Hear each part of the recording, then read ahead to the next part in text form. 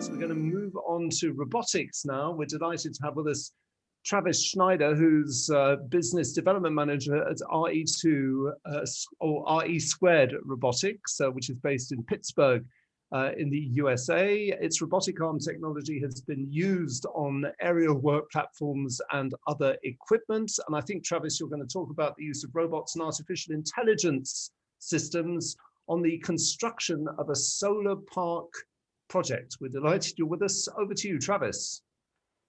Excellent, and thanks for the warm introduction, Alex, and thank you to KHL for the opportunity to speak this morning. So overall, I wanted to address kind of the question that's posed on the introductory slide here. Is the construction industry ready for robotics? I tend to believe it is, and hopefully, I'll allow you all to draw your own conclusions, and hopefully at the end of my presentation, you'll believe me as well.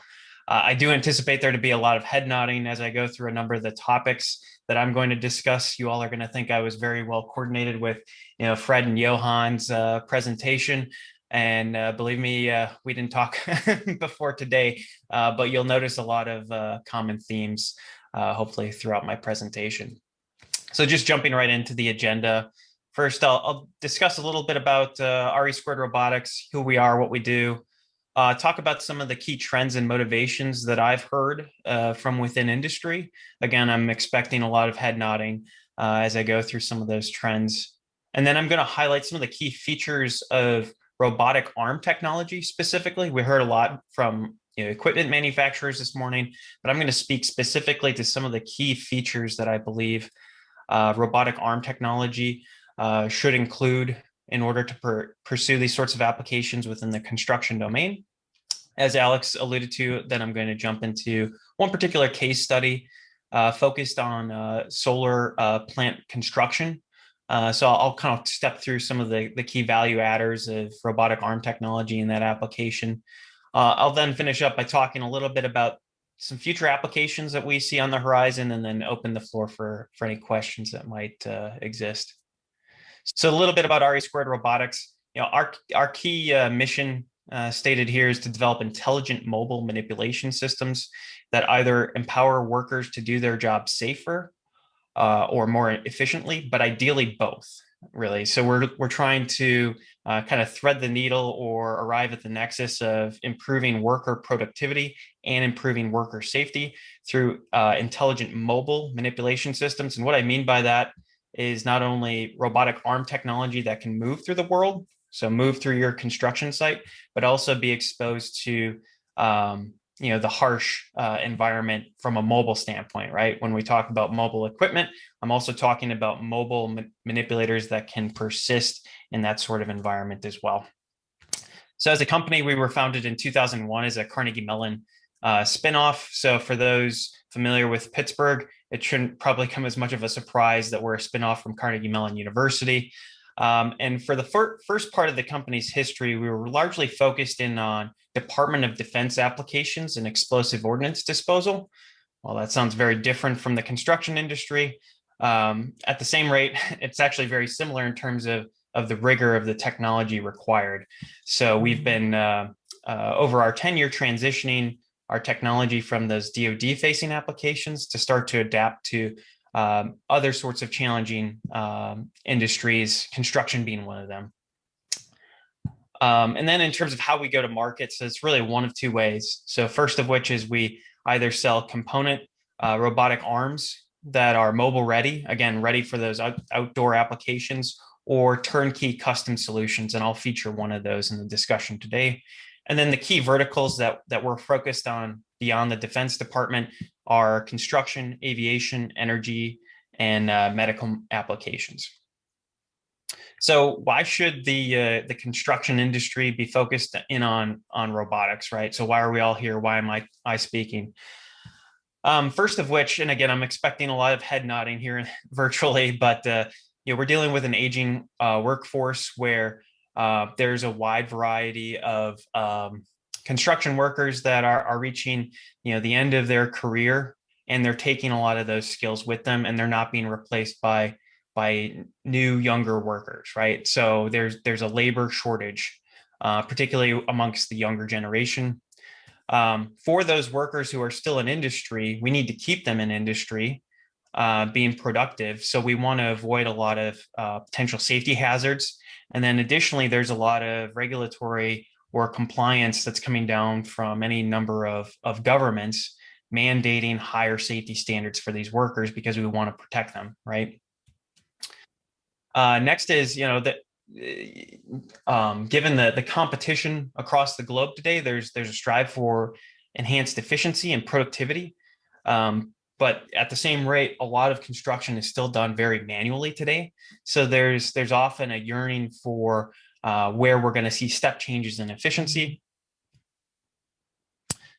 And frankly, I think Johan alluded to it within the opening part of his presentation, but the construction industry has actually been a bit of a laggard when it comes to investments within autonomy and robotics. But, a lot of these demographic issues, a lot of these motivations are starting to tip the scales in the other direction, because a lot of these companies are recognizing that, these newer technologies are potentially have the potential to really disrupt major industries, right? And in particular, the last year certainly taught us a lot about how, when you have too much dependence upon manual labor to conduct a lot of these tasks, what that can do for you amidst a pandemic, right? So I, for one, believe that, robotics and automation certainly have the potential to really disrupt the construction industry overall. So if you're considering robotic arm technology as part of your solution or a new way of performing some given task within the construction space, there's really three key features that I'd want you to focus in on when consulting with potential suppliers, right? So first of which is you want to focus in on outdoor rated mobile manipulation technology.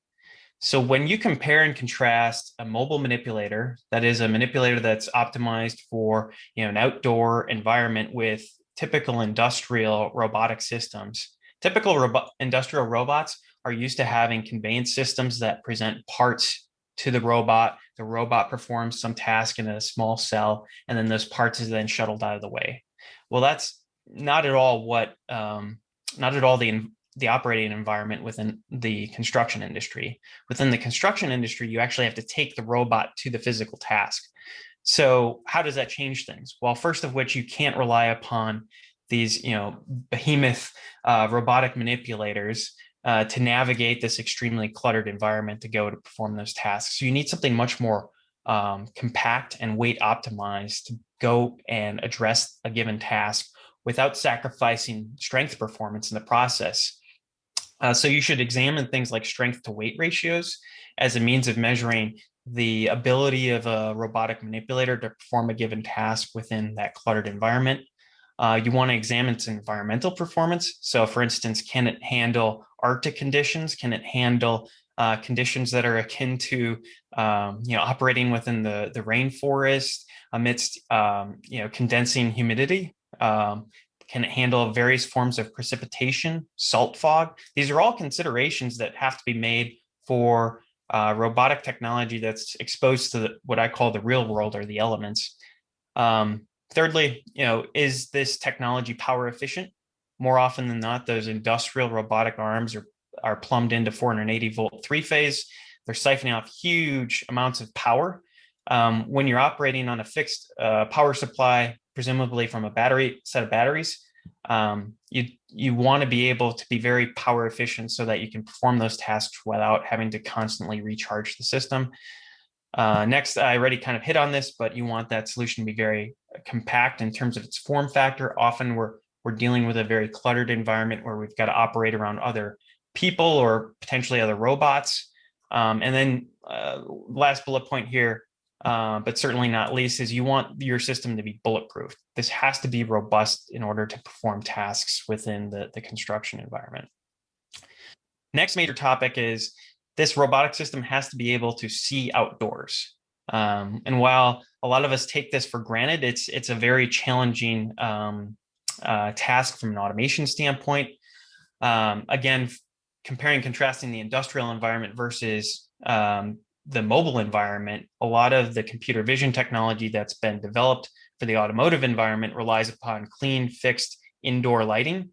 As soon as you introduce sunspots due to glare or shadows due to clouds, precipitation, a lot of those perception algorithms fall apart. So you need to rely upon someone who has experience in the domain of outdoor perception technologies to overcome a lot of those challenges. And then the third key area that I want everyone to focus in on is making sure that the technology is AI enabled. So much like I believe Fred and actually James alluded to it in his presentation as well, as you've got your model, but then you've got the real world that you have to deal with. And oftentimes the two don't necessarily coexist, right? So you need something that's going to be able to take that model and apply it to an imperfect world. So you've got to be able to adapt to changes in the terrain due to rocks that aren't necessarily a part of your 3D model. Something that's scalable, that's able to address a wide variety of componentry. So in particular, I'm going to talk about solar module manipulation. And while all solar modules more or less look the same, they do have their nuances, they do have their differences. Ideally, you want something that's able to scale across all of those different objects without having to kind of reinvent the wheel. And then the last bullet point there is oftentimes customers want something that's digitally traceable to ensure the quality with which something has been constructed. That helps prevent a lot of litigation long terms because we can digitally certify how a particular system went together. So as a fairly brief case study, I'm going to talk to one particular program that RE2 announced earlier this year. We refer to this program as O-AMPP. It stands for Outdoor Autonomous Manipulation of Photovoltaic Panels. This is a program that will be leading in conjunction with not only the U.S. Department of Energy, but also a wide variety of industry partners within the solar industry, where we're going to be improving worker productivity, safety, and quality when manipulating photovoltaic panels. So I'm going to speak to basically 3 different layers of value that we're providing in this application, and then give you all a glimpse as to what the solution will look like. So first of which, from an operator perspective, this is really demanding work. So for a given solar plant, there could be hundreds of thousands of modules that a worker is going to be placing. Each of those modules weighs anywhere from 55 to 75 pounds each, right? So if you can imagine day in and day out placing hundreds of thousands of modules, this is really physically challenging work, especially when you consider that these modules are 2 meters by 1 meter in approximate dimensions. So really awkward to try and lift. That, as well as the competition for these projects is fairly fierce. So these workers are constantly being driven to work faster and faster and faster. Ultimately, that leads to a lot of quality related issues, as well as ergonomic issues, while people are really trying to work at breakneck speeds when it comes to populating these plants. Next, speaking to the solar developer level, margins for these projects are razor thin. And when you examine all of the various costs with delivery and installation of these modules represents the #1 soft cost. That is the #1 non-hardware related cost of constructing a plant. When you examine the potential for robotically installing these modules, that holds a promise of making a real step change in efficiency that'll translate to real change in terms of the solar developer's bottom line, and also improve the ROI, which a developer will start to recognize revenue from this plant. So the faster I construct the plant, the faster I can turn it live, the faster I can start to make money as a developer. And then third, speaking broadly to society, solar is still a very, well, not a very, but I'll say a fairly expensive form of energy when compared to other forms of energy, presumably those based on fossil fuels. So by automating portions of the construction process, we'll also be making access to renewable energy a lot greater for when compared to other forms of power generation. And additionally, there's a lot of mandates coming down from any variety of countries pushing for solar technology as being a new technology of choice as far as power generation is concerned. So what does this all mean in terms of robotics? So here you're kind of getting the first glimpse of the notional robotic system that we'll be developing through this O-AMPP program, which is basically going to fuse together computer vision, machine learning algorithms, customized end-of-arm tooling to grip those solar modules, an outdoor rugged autonomous manipulator, as well as a mobile elevating work platform provided by JLG to help manipulate those modules from their packaging and then place them onto their mounting points within the solar mounting hardware. So we've envisioned this concept to be basically a variety of different autonomous vehicles that are going to work in concert with one another. First of which is an autonomous working vehicle, or AWV, that's going to be responsible for the picking and placing of modules. And then secondly, there's an autonomous delivery vehicle that's going to basically act as a shuttle to present, if you want to call them, fresh solar modules to the autonomous working vehicle, such that there's not a lot of wasted motion. In a current state today, oftentimes modules are staged, and then workers have to shuttle individual modules, several, if not potentially 100 feet to their installation point. In our concept, we're going to bring the material right to the point of use and then optimize the rate at which the robotic system picks up and places those modules directly onto their mounting hardware. And we don't envision this as being the last place for robotic manipulation to make a serious impact on the construction industry. We also envision in the future there being at least two large opportunities looming out in the distance. First of which is any application where you're going to be performing work at height. So I've listed out a couple of key tasks that we've gotten some interest in. First of which is glazing or glass work, performing that work at height, welding, rebuilding of facilities, and then things as simple as inspection, like bridge inspection. Oftentimes when performing this sort of work, it's very challenging to get ropes and hoists to deploy people down to the area of interest. So we believe that by deploying even something as basic as a sensor via robotics, that we have the opportunity to make huge productivity gains and huge safety gains overall.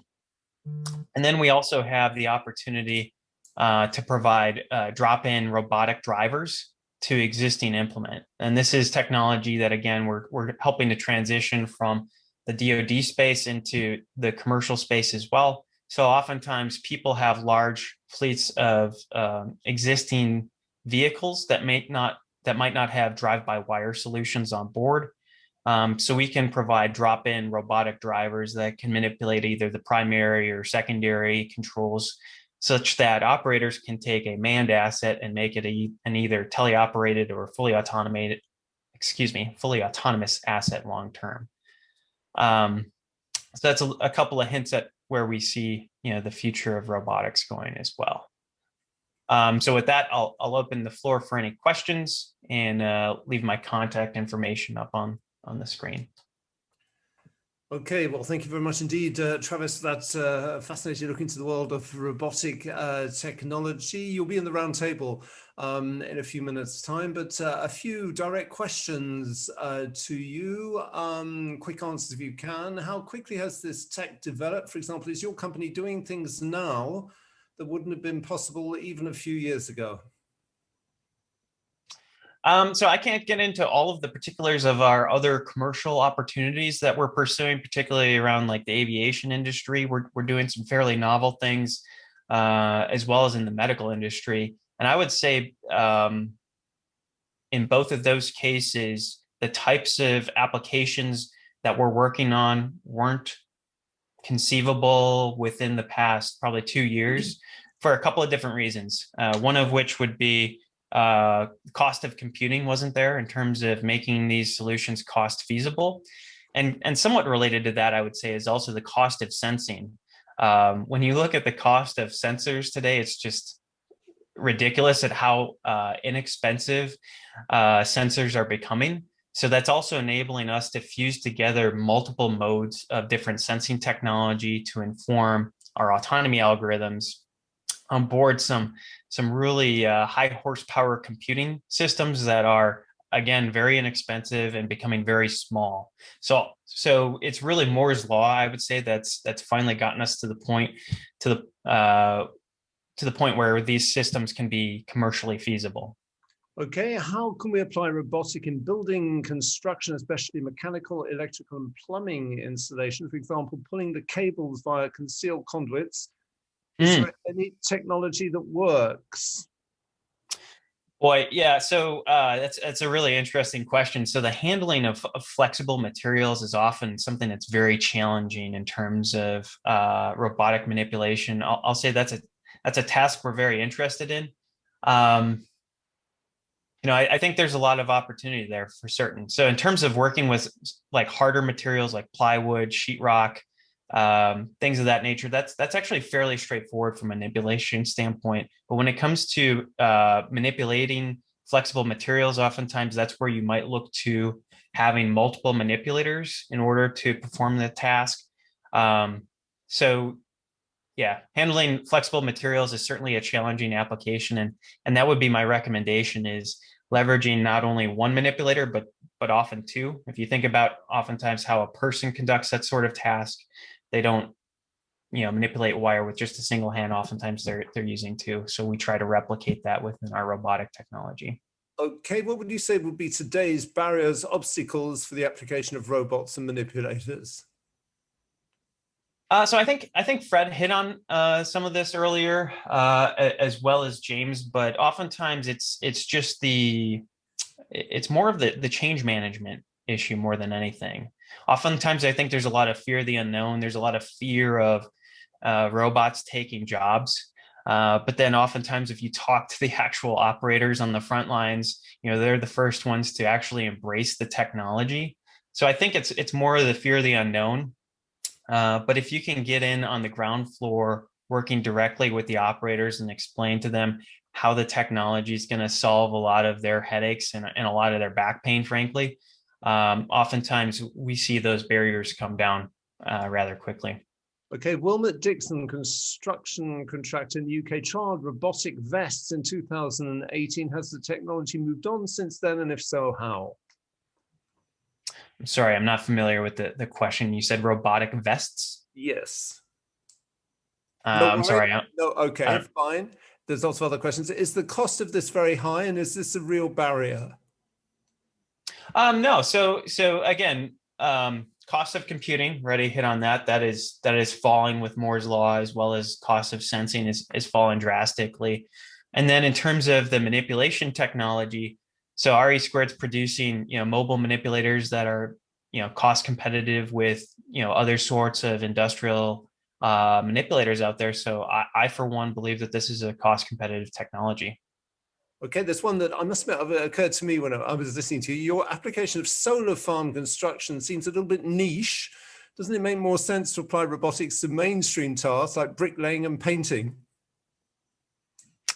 Yes and no. So, I mean, when you look at solar farm construction, I mean, this is one of the fastest growing construction areas across the world.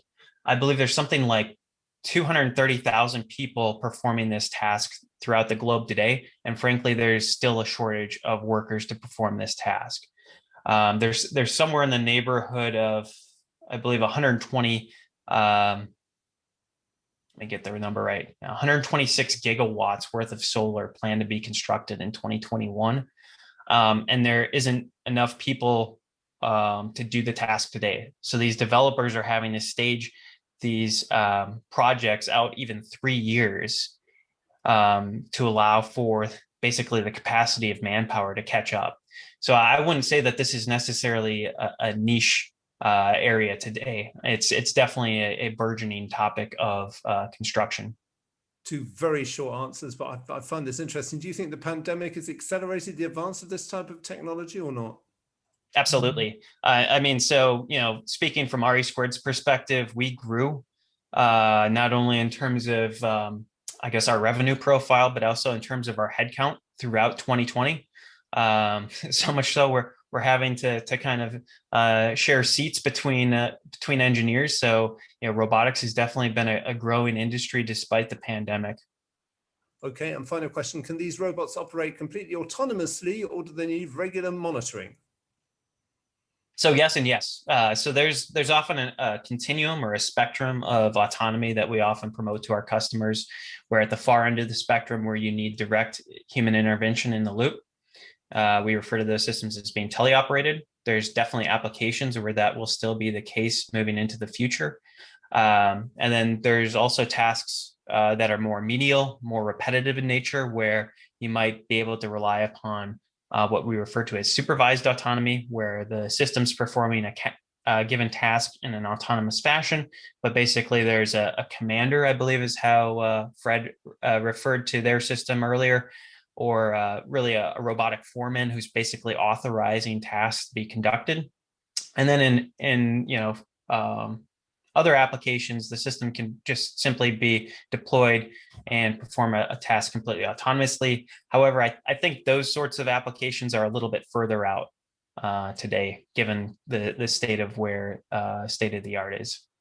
Okay, well, Travis, don't go anywhere because I think you're taking part in the roundtable, which is happening Sure. immediately now from RE2 Robotics. Thank you so much for having answered those questions. I'm going to hand back now to Mike Hayes, the editor of Construction Europe magazine, one of the KHL magazines organizing this summit today, because you're going to be hosting the roundtable. Over to you. Yes, I am. Thanks, Alex. Good to be back. And good morning, good afternoon, and good evening to everybody out there. I think we have around 20 odd minutes left of the event, so we'll have to go quite quickly. But first, I should say a big thank you to the supporters of this element of the event, which is Trimble. Thank you very much for sponsoring this. And an even bigger thank you to the three speakers who we have back with us, Johan Holmen of Volvo Autonomous Solutions, Fred Rio of Caterpillar, who has very kindly stepped in at the last minute to be with us again, and Travis Schneider of RE2 Robotics. Thank you, gentlemen. Okay, so I want to talk, I think, about not just the potential for this kind of technology in construction, but maybe more about the challenges that we face to get autonomous equipment out onto construction sites.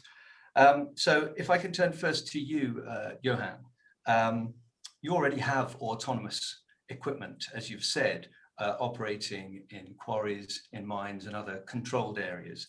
But what do you think is the key challenge to getting that equipment onto the construction site?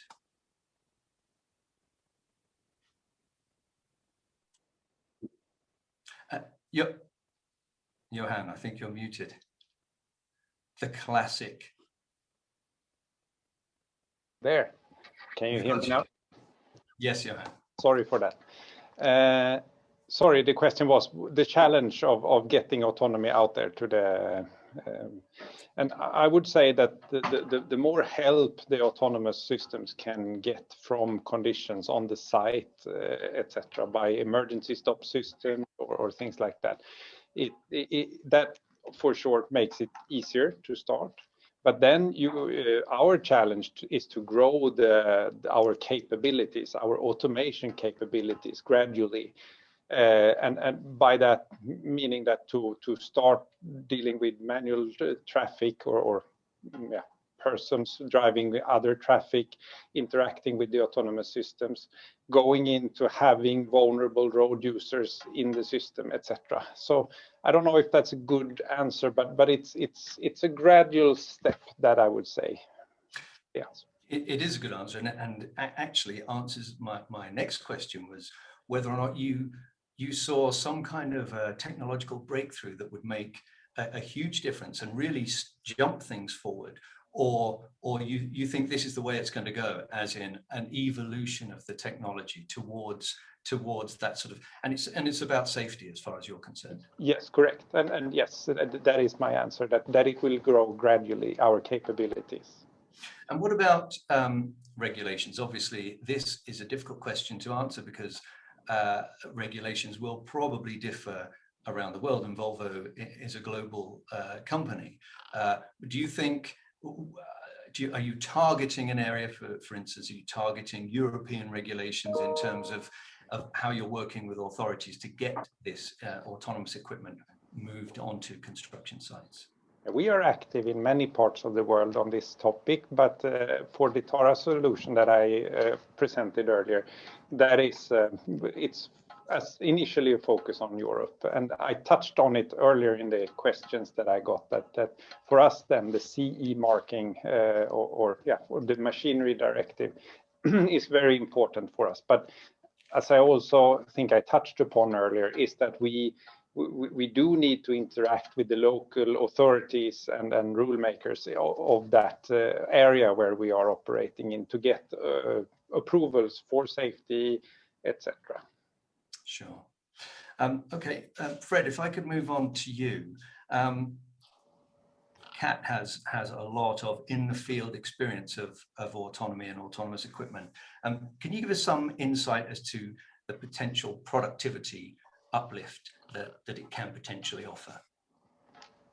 Yeah, so I think if you're referring to mining, for sure, a lot of it depends on your baseline. It depends on the site that you're deploying into, and it also depends on the amount and the type of autonomous solutions. You know, Travis earlier alluded to a spectrum of solutions where you can go to level 0 to a level 5, and we have seen gains up to 30%, right? And again, with safety, but that cannot be taken as a general statement. It doesn't mean that in all situations that is going to be the case, right? Again, it depends on certainly what type of problem you're trying to solve with autonomy. I can tell you, you could have gains of, you know, north of 100% if you're trying to do something that is impossible to do with a manned vehicle, that then you could do with an unmanned vehicle.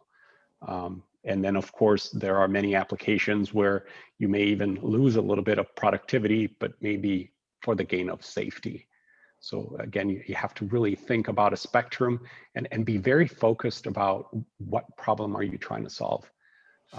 It is really not just a generic panacea. You want to apply technology in a very targeted way to solve a specific problem.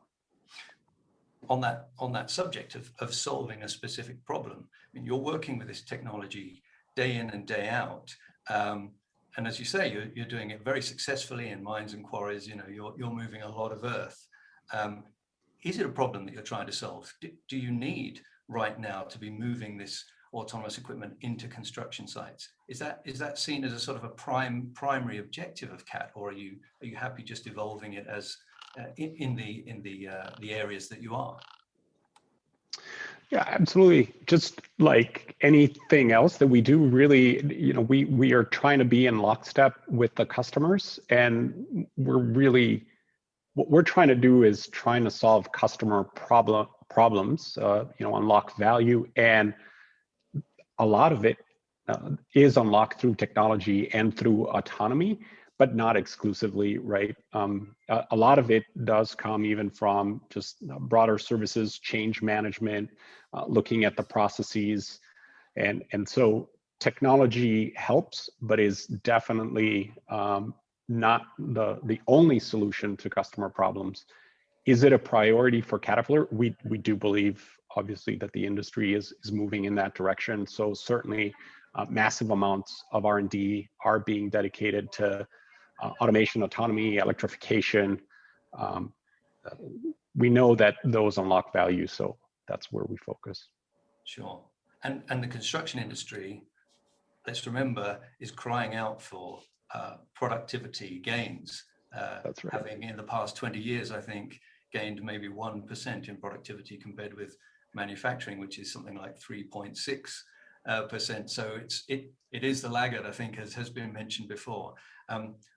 With that in mind, and looking back at one of your slides where you showed the timeline for maybe an autonomous work site in the 20s, is that a little optimistic, do you think, or do you think that's a possibility, given that the construction industry is crying out for it? No, I think it's a possibility. Of course, what you have to do is you have to define the word site.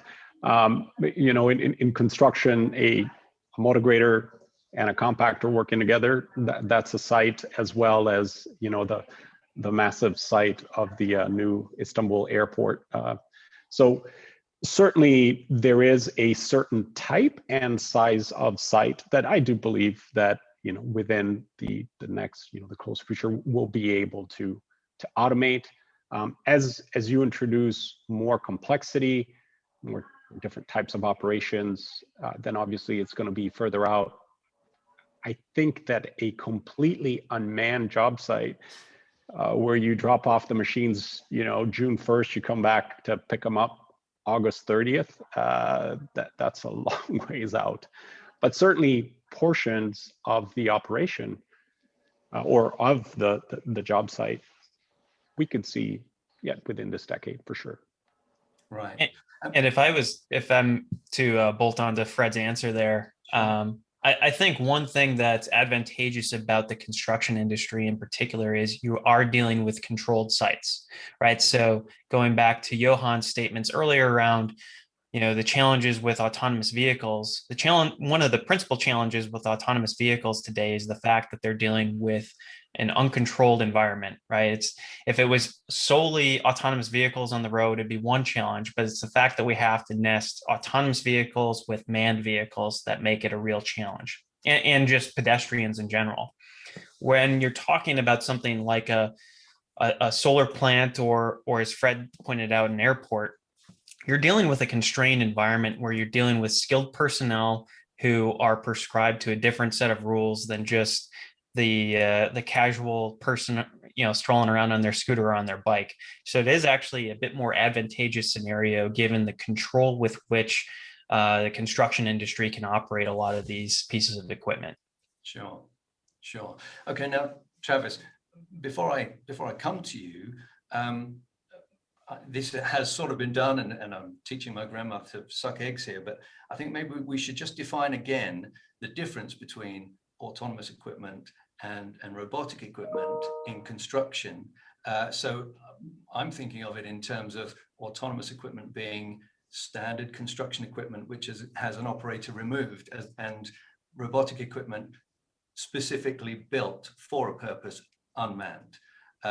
So given that, would you agree that the busy and complex construction site could be a better area for robotics almost than autonomous equipment?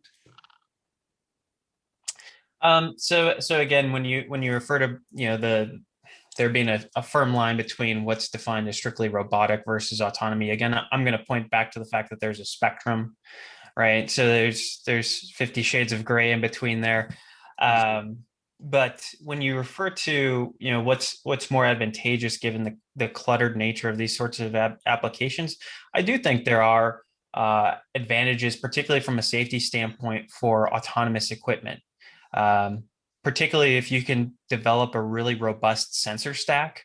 Oftentimes, like a piece of manned equipment, you're relying upon that operator to constantly keep their head on a swivel, to be constantly taking in information around what's going on within the world around them, whereas sensors don't really blink. However, there are a number of challenges associated with the types of environments that we're talking about. I kind of pointed them out earlier. For instance, glare from the sun might inundate a sensor, and then all of a sudden you lose sensory information from one particular sensor. Precipitation can have a lot of challenges. So if you got droplets of rain that fall on a camera, that can occlude its vision. So it's really key to have multiple modes of sensing on board a piece of technology to give you a constant stream of information so that the system can perform its task not only productively but safely as well. Right. I'm focusing on that, what you say about the sort of cluttered aspect of a construction site. Now, if we agree on that it's a real challenge to autonomous technology, the use of off-site fabrication and other changes, adaptations maybe to a site, is that maybe where we're headed? Not so much the technology changing, the site itself changing. Is that what we're going to see in the future, do you think? Sorry, is that a question for me, Mike? That is a question for you, Travis. Yeah, I mean, do you think a construction site needs to change as much as the technology? So I think long term, potentially yes. However, I think in order for this technology to be adapted, we have to pose as little change as possible to how tasks are performed today, right? So if all of a sudden I'm to show up to a site and say, nope, guess what, guys, we're not using 2x4s and plywood anymore, I'd be met with a real aversion from the industry. You know, similarly speaking, within actually the solar example that I pointed to earlier, there have been other previous attempts, even 10 years ago, at automating solar farm construction. However, they relied upon proprietary like curbing systems or proprietary hardware to be used. And it was met with real aversion from the solar industry because everyone else was driving the cost of those components down. So that's where we're relying upon artificial intelligence and computer vision to adapt to existing componentry within the supply chain to make that change as easy as possible. Long term, once I guess the industry is warmed up to the notion of robotics helping to assemble componentry out on a solar farm, yeah, I think there is a potential for upstream efforts to facilitate even greater efficiency gains of systems being produced off-site. You know, particularly we can deal with heavier payloads because we don't need to rely upon people to necessarily facilitate the movement of these components. We might be able to rely upon more of the brawny aspects of robotics or equipment to manipulate those components. Right. And one more very specific question for you. I saw in one of your slides the robot with the solar panel, placing the solar panel, and a little image of a man standing next to it, which was quite disappointing to see. Not fully autonomous equipment.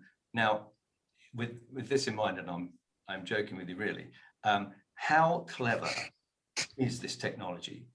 For example, can a robot like yours, does it know when it's running low on charge, and can it return to a charging point? Are we talking about that kind of smart technology now?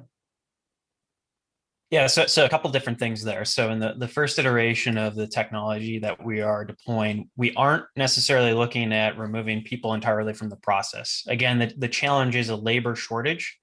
We're just looking to augment the labor that exists there to take away some of the more ergonomically challenging or I guess less safe aspects of manipulating these modules up and over onto the racking system. I, for one, have gone out to a field and I've seen the construction process firsthand. This is particularly challenging work. So oftentimes people are running around not only with this module that's, again, 2 meters wide by 1 meter, and having to hoist it up about 6 to 7 feet up in the air, and repeat that process within about a 20-second cycle over and over again. They're running around with these short little ladders to gain access. So it's a real challenge from an ergonomics standpoint. So our whole focus is how do we first address the ergonomic challenge and the productivity challenge associated with moving those modules. We're still going to rely upon human labor to, for instance, wire the modules together, to clip them all together, to affix them to the racking system. But then the longer term, I do think there are opportunities for other productivity gains. To your question around how intelligent are these systems around knowing when they're low on charge, yes, the technologies there are ready for these things to autonomously go back to a waypoint to either charge or figure out how to bring more charge to the vehicle. These are all things that we have conceptualized. Brilliant. Brilliant. Okay, a more general question, maybe for you, Johan. In terms of the role of autonomy and making construction more sustainable, how big a role do you think it can it play in construction today, and can that role grow in the future? Absolutely. The electric site that someone had a question about, it had a 70% energy cost saving. It had a 40% operator cost reduction and a 98% carbon emission reduction and a 50% fuel efficiency gain. So the gains are massive that we can get out of this technology. Wow. And Fred, would you echo that in what you've seen with your autonomous equipment? Yeah, absolutely. And it takes the technology and the process changes that you alluded to together. I think it's not only what the technology does, but it's more what the technology renders possible. You know, really reinventing the way things are done. And you know, those effects compound on each other in all dimensions: productivity, efficiency, energy, and so on and so forth. And right. I know safety was a big concern from the poll. I think safety as well. And finally, an open question really about if a contractor is interested in getting into this autonomous technology, what is available for them right now? Is there technology that's available right now for use on construction sites, or are we talking about future tech?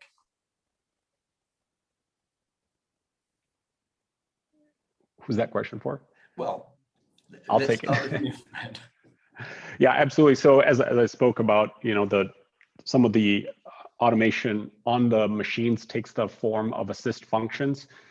Today, the most practical form of technology on the way to autonomy for us is really the remote control station. Actually, I think today we are in Japan displaying machines at a trade show, and the machines are running in our proving grounds in the United States, and that's all being done live. So that, without having to look for much further automation, really unlocks a tremendous amount of value that you can bring into your job site in a very simple way. Of course, the hauling solutions for the upper end quarries and mining are a reality, as well as the automated dozing and some of the load and carry applications as well. Probably not suited yet for a very dynamic construction job site, more of a stationary job site that maybe could be a landfill or quarry or a mine, where you can actually invest into the infrastructure and the processes and then take advantage of them over time. Brilliant. Okay, thank you. Let's have a look at a couple of questions that are coming in. One here: does Travis see his robots working immediately alongside humans on the solar farm? Yeah. I mean, so as soon as we validated the process of manipulating those modules, that has been our intention, is to incorporate a collaborative robotic solution where humans will be working kind of hand in hand with the robotic solution to construct solar farms. So yes, absolutely. Okay, thank you, Travis. Okay, how do we help contractors decide which technology to invest in that they will see good return on, and technology that can be reused? Maybe Johan, could you take that one? Sorry, could you please repeat? How do we help contractors decide which technology to invest in that they will see good return on? That's a tricky question. Yeah, it is really, because I think it is really some sites or construction sites that we have been talking about, they are better suited than others. So no, I will give a quite vague answer on this one, because I do believe we need to sit down with that customer, with the customer to really look into the specific case. Sure. Yeah, okay. I was gonna try to answer that, Mike. From my perspective, I think there's two key attributes that we see across construction related applications that have good ROI. One of which is the task fairly repetitive or mundane in nature, and then secondly, is there an an access challenge associated with that application. So repetitive nature, I think you hit on already with regards to not only solar module placement, but brick lane, something very mundane and repetitive. And then from an access standpoint, does it pose a potential hazard to the operator to get to wherever they need to perform this work? So notionally, are they performing this work at height? Sure. Look for applications that are dull, dangerous, and dusty. Ah, the 3D. Yeah, the 3Ds of robotics. That's right. Good point, Fred. Okay, here's another one for you then, Fred. When the remote operator takes over, are there any problems with the latency in sending commands? Yeah, so there is, obviously we've been studying this for a long time. Typically, once you get past the 150 millisecond to 200 millisecond return trip for the data, that's where you start getting enough lag that the operators then at that point, it more than not being able to work, it starts bothering them, the fact that there's a lag between their action and then the visual reaction. And it's more of, I guess the way it's been explained to me is it's the brain refuting the lag between the action and the reaction. So as long as we can keep it below that threshold, it seems to be working fine. We have really good acceptance. And so the next question is, can you keep it below that threshold? So far, successfully, we've done, like I said, intercontinental tests, and it is not a problem. Now, I would have to say it's not like you just plug and play. If you are looking to go such vast distances with remote control, you are going to have some dedicated IT to set up some preferential networking. If you are closer point to point where you can use direct Wi-Fi direct, then in that case, it's typically not an issue. So it definitely can be done from anywhere in the world. And finally, the big picture question: where do we want to be as an industry with autonomous equipment in, say, 10 years? Are we? I know you see in your slide. In your slide, you showed an autonomous worksite. Are we thinking in simple terms an autonomous worksite? Yeah, I think in 10 years, right? I would definitely call it a success for all of us that are around the table today. But I would bring in as well, the governing bodies and our customers, is if we had enough acceptance to where we are seeing, again, portions of the job site being carried out autonomously or semi-autonomously on a wide scale, right? I think that would be definitely a success. Again, the dream of the whole site is going to take a lot more time, but I'd be really disappointed if, by the end of the decade, we weren't able to electrify and automate routinely on job sites.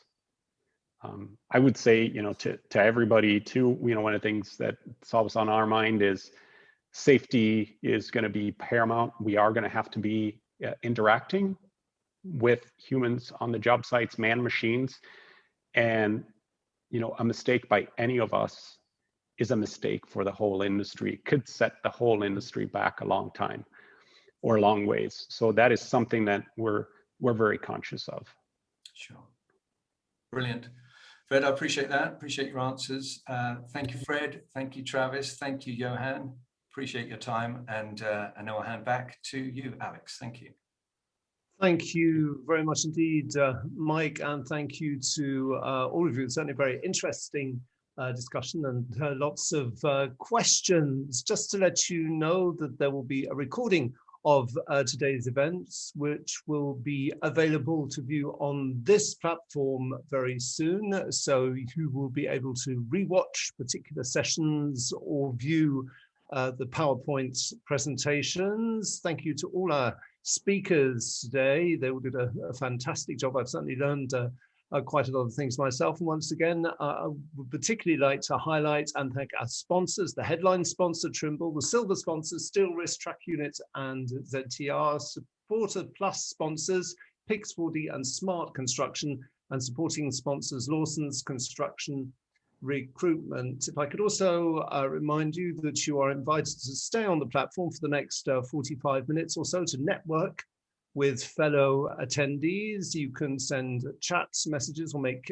video calls with other delegates, and the platform will be remaining live for the rest of the evening and for the following days. So it's been fantastic hosting this event today. And so on behalf of KHL International Construction and Construction Europe, thank you all very much for attending and for your questions. Have a great evening or afternoon or morning if you're in Hawaii. Anyway, wherever you are, thank you very much and goodbye.